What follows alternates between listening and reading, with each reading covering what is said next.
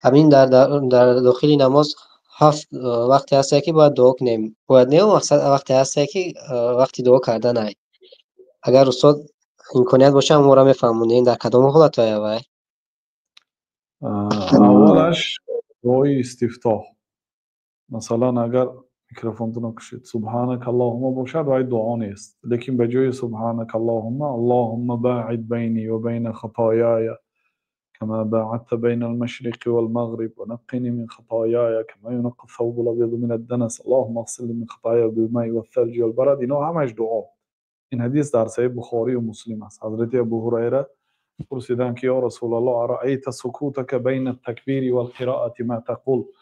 یا رسول الله برای من خبر دهید که سکوتی که بین تکبیری تحریمه و بین قرائت میکنه در اون سکوت چی میگویید؟ بعد گفتن که همین رو میگم. آدمای ما همون سبحانك اللهم رو میخوانن. برای چی؟ برای که این سبک است. این حدیث در سنن ابو داود است. اونی که پیامبر صلی الله علیه و سلم به ابو هریره تعلیم داده اون در صحیح بخاری و مسلم محض دعا هست. این یکم جا.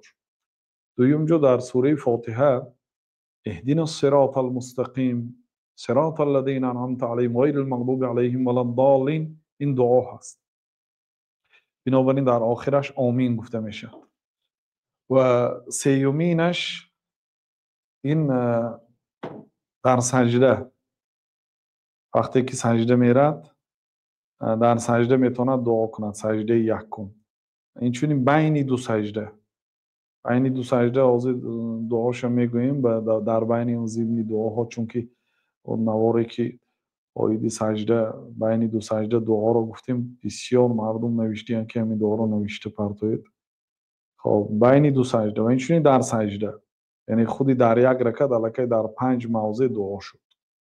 با همین هر یک رکعت همون سوره فاتحه دعا دارد. بعد سجده یکم بین دو سجده سجده و با همین اگر نماز دو رکعته باشد در بعد اتحیات خواندن و صلوات خواندن دعا هست. از همه جایی که دعا احتمال قبول شدن زیاد دارد در داخل نماز فرض پیش از سلام. دعا در آخر نماز مراد یعنی پیش از سلام